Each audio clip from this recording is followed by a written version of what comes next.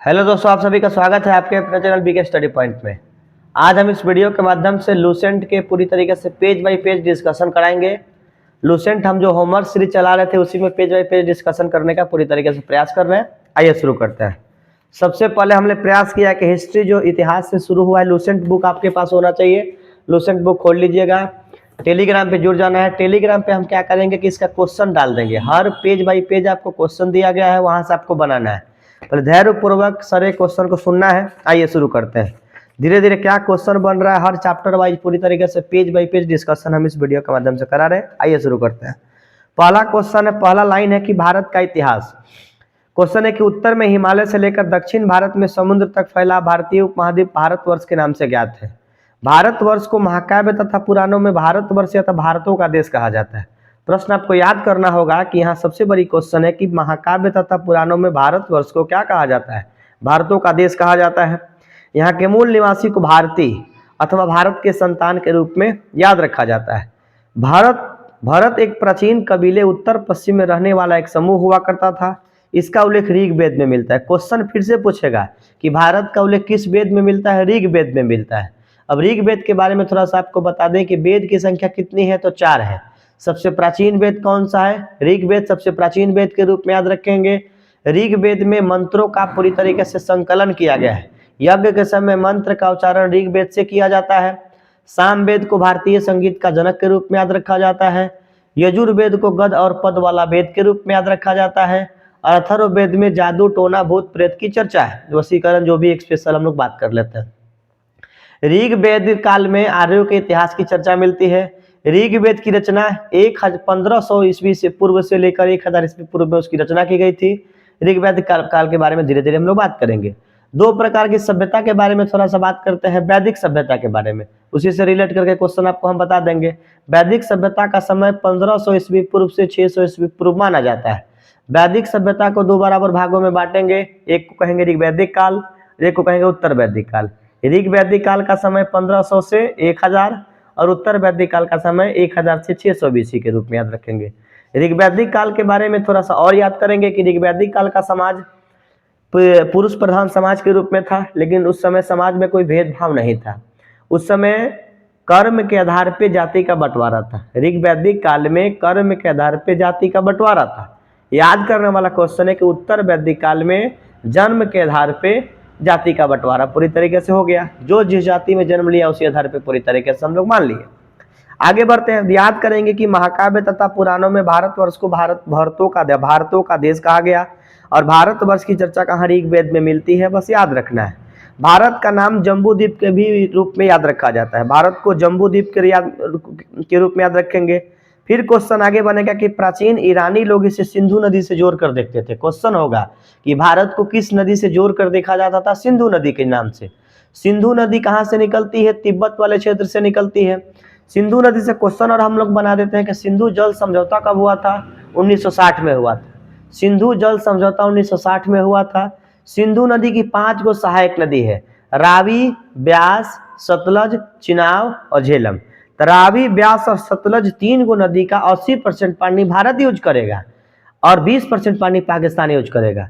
सिंधु, फिर से CGI से याद रखेंगे। सी से चिनाब, झेलम और इंडस। इंडस बोले तो सिंधु नदी। इस 3 नदी का पानी कौन यूज करेगा? पाकिस्तान यूज करेगा। सिंधु जल समझौता के लिए मीडिएटर कौन था? मध्यस्थता कौन किया था? World bank. वर्ल्ड बैंक की स्थापना कब किया गया था? 1944 के ब्रेटन वुड्स सम्मेलन के तहत। याद करते चलेंगे। आप लूसेंट नहीं डिस्कस कर रहे हैं, आप यहाँ पे बहुत सारा प्रश्नों का डिस्कशन करेंगे। प्रश्नों का भंडार आपको है, बस केवल सुनते रहिएगा धैर्यपूर्वक। अब आ जाइए क्वेश्चन। हम आपको बता रहे थे कि सिंधु जल समझौता कब हुआ था? 1960 में हुआ था। सिंधु जल समझौता के लिए मीडिएटर कौन था? मध्यस्थता कौन किया था? वर्ल्ड बैंक किया था। वर्ल्ड बैंक की स्थापना 1944 में ब्रेटन वुड्स सम्मेलन के तहत किया गया था और वर्ल्ड बैंक की स्थापना 1945 में किया गया था। वर्ल्ड बैंक और IMF को ट्विंस के रूप में याद रखा जाता है, जुड़वा कहा जाता है। वर्ल्ड बैंक और IMF दोनों की स्थापना ब्रेटन वुड्स सम्मेलन 1944 के तहत 45 में किया गया था। दोनों का मुख्यालय वाशिंगटन DC में है। वाशिंगटन DC अमेरिका का राजधानी है। DC का मतलब डिस्ट्रिक्ट ऑफ कोलंबिया होता है। अमेरिका में कितने राज्य हैं? 50 राज्य हैं। अमेरिका के क्रांति की शुरुआत कब हुई थी? 1776। 4 जुलाई 1776 को अमेरिका स्वतंत्र हो गया। बोस्टन टी पार्टी की घटना कब हुई थी? 1773। बोस्टन टी पार्टी की घटना ही अमेरिका के क्रांति की शुरुआत माना जाता है। अमेरिका के मूल निवासी को क्या कहेंगे? Red Indian. अमेरिका के प्रथम राष्ट्रपति का नाम क्या था? George Washington. इसीलिए ना वाशिंगटन डीसी नाम रखा गया, उन्हीं के नाम पे वर्तमान में रखा गया। और वर्तमान में अमेरिका के राष्ट्रपति कौन है? Donald Trump. डोनाल्ड ट्रंप का संबंध किस पार्टी से? रिपब्लिकन पार्टी से। अब अमेरिका में दो प्रकार की पार्टी है, कौन कौन? रिपब्लिकन पार्टी और डेमोक्रेटिक पार्टी। रिपब्लिकन पार्टी का कौन? आपका डोनाल्ड ट्रंप। और डेमोक्रेटिक पार्टी का कौन? Barack Obama. जो भी बिल्कुल यहाँ चर्चा कर लेंगे। यहाँ रिपब्लिकन पार्टी का जो चुनाव चिन्ह हाथी है, बराक ओबामा हाथी की तरह से दिखता भी है, मोटा ताजा है, इसमें कोई दिक्कत नहीं है। और डोनाल्ड ट्रंप किस पार्टी का होगा? तो डोनाल्ड ट्रंप डेमोक्रेटिक पार्टी का होगा। डेमोक्रेटिक पार्टी का छाप क्या है? गधा है। गधा परिश्रमी जानवर के रूप में याद रखेंगे। अब आगे आ जाइए। बराक ओबामा को नोबेल पुरस्कार भी दिया गया था, आगे पीछे आप लोग चर्चा भी किए थे। अब आ जाते हैं तो जम्बू द्वीप के नाम से चर्चा करेंगे। ईरानी लोग इसे सिंधु नदी के नाम से जानेंगे, इसमें कोई दिक्कत नहीं है। सिंधु नदी के तट पर रहने वाले को हिंदू कहा गया, इसी शब्द से हिंदुस्तान के रूप में हम लोग बात करेंगे। अच्छा क्वेश्चन है कि यूनानी लोग इसे इंदे से जोड़ते थे। क्वेश्चन आएगा, हम पेज बाय पेज क्वेश्चन जो बनवाए हैं उसमें दिया गया है कि यूनानी लोग भारत को इंदे कहते थे और अरब लोग इसे हिंद, अरब के लोग इसे हिंद कहते थे। मध्यकाल में हिंदू शब्द हिंदुस्तान से आया था, इसमें कोई दिक्कत नहीं है। एक क्वेश्चन और बनता है, यहाँ गौर करने वाला क्वेश्चन है कि विंध्य पर्वतमाला, यहाँ याद करिएगा कि विंध्य पर्वतमाला उत्तर भारत को दक्षिण भारत से अलग करती है।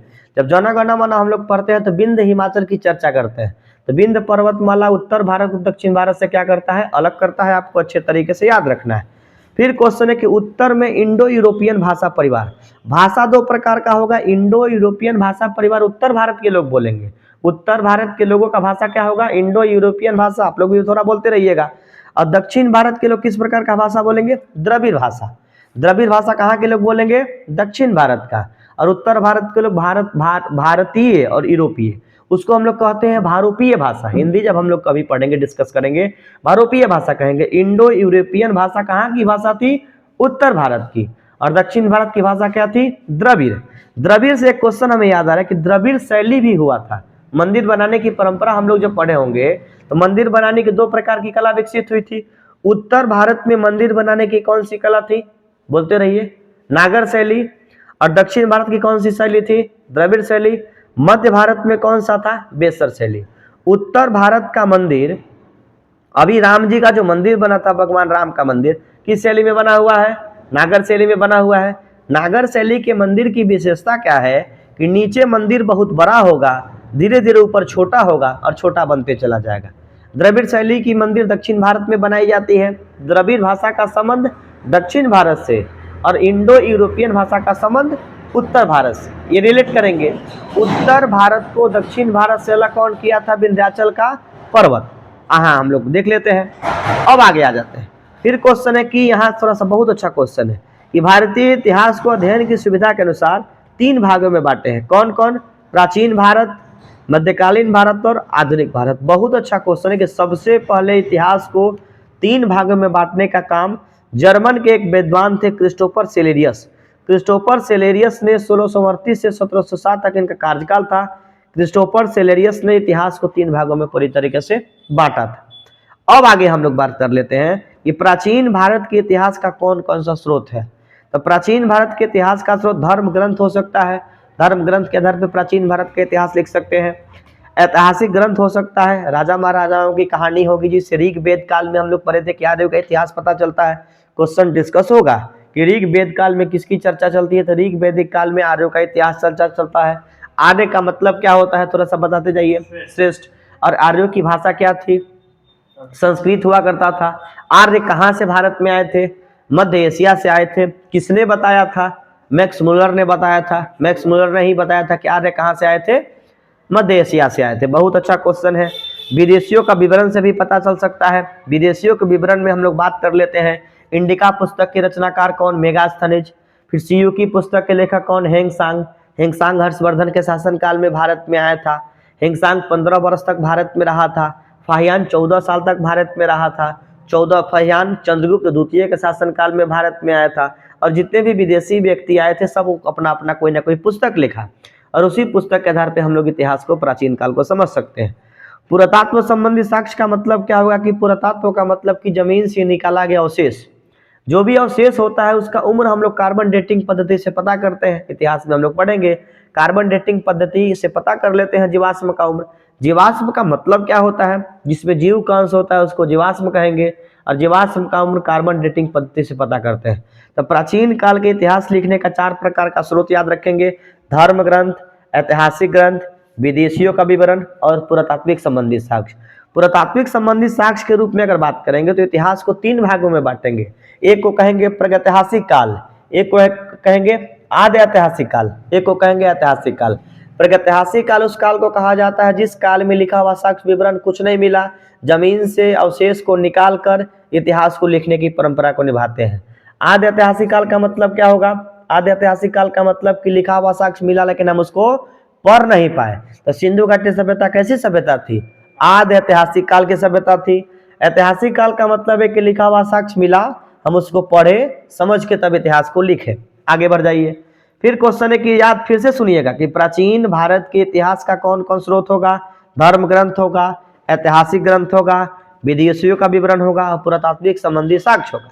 पुरातात्विक संबंधी साक्ष्य में सिक्का को रख सकते हैं कि नहीं रख सकते हैं? रख सकते हैं। सिक्का का अध्ययन क्या कहा जाता है? न्यूमिस्मेटिक। सिक्का का अध्ययन क्या होगा सर? न्यूमिस्मेटिक याद रखेंगे। सिक्का के बारे में थोड़ा सा क्वेश्चन या रिलेट कर लेते हैं कि भारत में सोना का सिक्का सबसे पहले किसने चलाया? हिंद यूनानी। याद करते चलेंगे कि भारत में सबसे पहले सोना का सिक्का हिंद यूनानी ने चलाया था। भारत में शुद्ध सोने का सिक्का किसने चलाया था? कुषाणों ने। हाँ, बहुत अच्छा क्वेश्चन।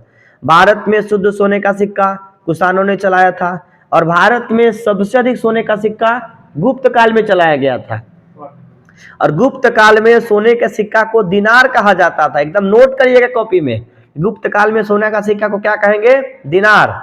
और चांदी के सिक्का को क्या कहा जाता था? रूपक। चांदी के सिक्का को रूपक कहा जाता था और सोने के सिक्का को दिनार कहा जाता था। सीसा का सिक्का चलाने वाला व्यक्ति का नाम था सातवाहन वंश के शासक। सातवाहन वंश के शासक क्या चलाते थे? सीसा का सिक्का चलाते थे। सातवाहन वंश का शासक कौन था? संस्थापक कौन था? सिमुक हुआ करता था। और सातवाहन वंश के राजा और रानियों का चित्र गुफा के दीवार पर मिलता ही एनसीईआरटी लिखा है, याद करेंगे। अब आगे आ जाइए। टॉपिक है कि धर्म ग्रंथ एवं ऐतिहासिक ग्रंथ से मिली महत्वपूर्ण जानकारियां। भारत का सर्वप्रथम प्राचीन ग्रंथ कौन है? वेद। बहुत अच्छा क्वेश्चन है कि भारत का सबसे प्राचीनतम धर्म ग्रंथ कौन सा है? वेद है। वेद के संकलन का महर्षि कृष्ण द्वैपायन वेद व्यास। वेद व्यास को याद रखेंगे, वही वेद व्यास जो महाभारत लिखे हैं। और महाभारत का पुराना नाम क्या है? जय संहिता। महाभारत का पुराना नाम क्या है? जय संहिता। महाभारत को ही कहा जाता है सहस्त्र संहिता। याद करेंगे आप। महाभारत के रचयिता कौन है? महर्षि वेद व्यास के रूप में याद रखेंगे। वेद व्यास के ही संतान कौन कौन से? वेद व्यास के ही संतान थे पांडु, वेद व्यास के संतान थे धृतराष्ट्र और वेद व्यास के संतान थे विदुर। 3 गो इनको बेटा था, विदुर, धृतराष्ट्र और पांडव। और इन्हीं लोगों का कहानी महाभारत में हम लोग पढ़ते हैं। महाभारत का युद्ध कितने दिन तक चला था? 18 दिन तक चला था। और पुराणों की संख्या कितनी है? 18 है। एकदम रिलेट करिए। महाभारत का युद्ध कितने दिन तक चला? 18 दिन तक। और महापुराणों की संख्या कितनी है? 18 है। सबसे प्राचीनतम पुराण का क्या नाम है? मत्स्य पुराण। जब डिस्कशन कर रहे हैं तो पूरा आप हिस्ट्री नहीं पढ़ेंगे, आप मेरे से डिस्कशन सुनेंगे तो सबसे बड़ी फायदा क्या होगा कि हर प्रकार के क्वेश्चन का डिस्कशन करेंगे। 2 घंटा का डिस्कशन सुन लीजिएगा, आपके अंदर प्रश्नों का पूरी तरीके से भंडार लग जाएगा। बस प्रयास करना है कि हर एक एक बात को सुन के स्मरण करें। एक छोटा सा कहावत है ना कि डूब कर कुछ सुनिए, सुन कर कुछ गुनिए, मन मिलाइएगा तो मन से जुड़ जाएगा। ये परिंदा डेली 2 घंटा बोलेगा, डिस्कशन कराएगा, करा के फिर चल जाएगा। इसलिए सबसे बड़ी बात है कि आप किसी चीज़ को बहुत शिद्दत से सुनिए, और शिद्दत से सुनिएगा तो फिर उससे जोड़ने में पूरा कायनात आ सकता है। चलिए आगे आते हैं, कोई दिक्कत होगा तो बोलते रहिएगा। तो याद रखेंगे कि वेद का संकलन किसने किया था? वेद व्यास ने किया था। वेद वसुदेव कुटुंबकम के उपदेश को देता है। बहुत अच्छा क्वेश्चन है कि वेद क्या करता है? तो वसुदेव कुटुंबकम के उपदेश को देता है। वसुधा मतलब पृथ्वी होता है, पूरे पृथ्वी को परिवार मान के चलता है, पूरे विश्व के कल्याण की परिकल्पना करता है। भारत में हम लोग पूजा करते हैं तो कहते हैं कि प्राणियों में सद्भावना हो, विश्व का कल्याण हो। तो विश्व के कल्याण की जो बात है वेद में लिखा गया है, और वेद की संख्या कितनी है? 4। कौन कौन? ऋग्वेद, सामवेद, यजुर्वेद, अथर्ववेद। क्वेश्चन हम आप लोगों से पूछ रहे हैं कि किस वेद में यज्ञ का विधि विधान की चर्चा है? यज्ञ का नियम कानून विधि विधान की चर्चा किस वेद में? यजुर्वेद में। ऋग्वेद के मंत्रों का उच्चारण हम लोग करेंगे, यज्ञ करते समय ऋग्वेद का मंत्र उच्चारण करेंगे। और यजुर्वेद में क्या लिखा गया है कि ऋग्वेद यज्ञ करते समय हवन कुंड कैसे बनाना है, माने यज्ञ का विधि विधान नियम कानून यजुर्वेद में है। सामवेद का संकलन ऋग्वेद के आधार पर ही किया गया है। याद रखेंगे एक और क्वेश्चन कि सामवेद का जो सामवेद को संगीत का जनक कहा जाता है, सामवेद सिखाता है कि ऋग्वेद का श्लोक गाना कैसे है। ठीक है, आइए फिर क्वेश्चन है कि भारतीय परंपरा में वेद को नित्य, नित्य का मतलब एकदम हमेशा के लिए मानेंगे। भारतीय परंपरा में वेद को नित्य माना जाता है, अपौरुष माना जाता है। तो अपौरुष का मतलब कि कोई व्यक्ति के द्वारा इसको नहीं लिखा गया था। अपौरुष, नित्य का मतलब एकदम हमेशा के लिए चलता ही रह जाएगा। अपौरुष का मतलब कोई पुरुष इसका रचना नहीं किया था, भगवान के द्वारा इस प्रकार से बना दिया गया था। वीडियो बन रहा है, थोड़ा सा देखिएगा। ऋग्वेद, यजुर्वेद और सामवेद, 4 प्रकार के वेद को संहिता है। चारों वेदों को क्या कहेंगे आप? संहिता कहेंगे। चारों वेदों को क्या कहेंगे? संहिता कहेंगे। एक पेज खत्म होगा तो वीडियो हम लोग ऑफ करेंगे। चारों वेदों को क्या कहेंगे? हम लोग संहिता के रूप में याद रखेंगे। अब आइए ऋग्वेद के बारे में चर्चा करते हैं कि ऋग्वेद ऋचाओं का क्रमबद्ध ज्ञान और संग्रह को ऋग्वेद के रूप में याद रखेंगे। ऋग्वेद में मंडल की संख्या कितनी है? 10। ऋग्वेद में कितना मंडल है? 10। सूक्त की संख्या कितनी है? 1028। ऋग्वेद में 10 मंडल है, 1028 सूक्त है और 10,462 ऋचाएं हैं। ऋग्वेद पढ़ने वाले साधु को क्या कहेंगे? होत्री। 4-5 को बातें तो याद रखना है कि ऋग्वेद पढ़ने वाले पंडित जी को होत्री कहेंगे। ऋग्वेद में कितने मंडल है? 10। ऋचा कितना? 10,462। मंडल कितना है? 10 मंडल, 1028 सूक्त के रूप में याद रखेंगे और 10,462 ऋचा के रूप में याद रखेंगे। अच्छा क्वेश्चन है कि इस वेद में आर्यों की राजनीतिक प्रणाली, आर्यों के राजनीतिक प्रणाली की चर्चा ऋग्वेद में मिलती है। क्वेश्चन है कि इतिहास एवं ईश्वर की महिमा के बारे में, जैसे हम लोग अभी बताए थे कि यज्ञ के समय जो मंत्र का उच्चारण होता है कहां से होता है? ऋग्वेद से होता है। अब याद रखेंगे, बहुत अच्छा आसान क्वेश्चन है कि विश्वामित्र जो थे वो ऋग्वेद के 3रे मंडल की रचना किए थे। ऋग्वेद के 3रा मंडल की रचना किसने किया था? विश्वामित्र। और ऋग्वेद के 3रे मंडल में गायत्री मंत्र की गायत्री, गायत्री यानी 3 नाम है तो 3रे मंडल में। ऋग्वेद के 3रे मंडल में गायत्री मंत्र की रचना की गई थी और किसने किया था रचना? विश्वामित्र के द्वारा किया गया था। विश्वामित्र राम जी के टीचर थे। जब आप राम जी के बारे में कभी चर्चा करेंगे तो राम जी के समय में 3 प्रकार के गुरु की चर्चा होगी। गुरु वशिष्ठ, गुरु विश्वामित्र और गुरु वाल्मीकि। तो वाल्मीकि जी रामायण लिख दिए, गुरु वशिष्ठ राम जी के पुरोहित थे, दरबार में रहा करते थे, और गुरु विश्वामित्र के पास ये लोग टीचर के शिक्षक, उनके गुरु थे, पढ़ाने के लिए भेजे थे। बक्सर में ही इनका एक प्रकार का अथी था, कुटिया था, बक्सर में ही ये लोग करते थे। कहानी थोड़ा सा आपको जोड़ देते हैं कि बक्सर से जब जा रहे थे, कहाँ? बक्सर से जब जा रहे थे मिथिला, जब स्वयंवर रचाया गया था उसी पीरियड में जब जा रहे थे, रिबिलगंज पड़ता है छपरा जिला में। रिबिलगंज में अहिल्याबाई जो नाम की महिला थी, अहिल्या, गौतम ऋषि की पत्नी अहिल्या थी, पत्थर बनी अहिल्या यहीं पे पूरी तरीके से वो नारी के रूप में परिणित हुई थी। छपरा का कहानी है जो रिबिलगंज के रूप में याद रखेंगे आप।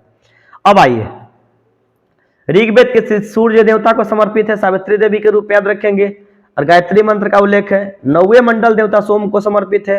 ऋग्वेद का 9वां मंडल देवता सोम को समर्पित है। सोम वनस्पति के देवता के रूप में याद रखेंगे। और आर्यों के द्वारा पेय पदार्थ का प्रयोग करते थे, सोमरस जिसको कहा जाता था। ऋग्वेद के 8वें मंडल हस्तलिखित है, इसको खील के रूप में याद रखा जाता था।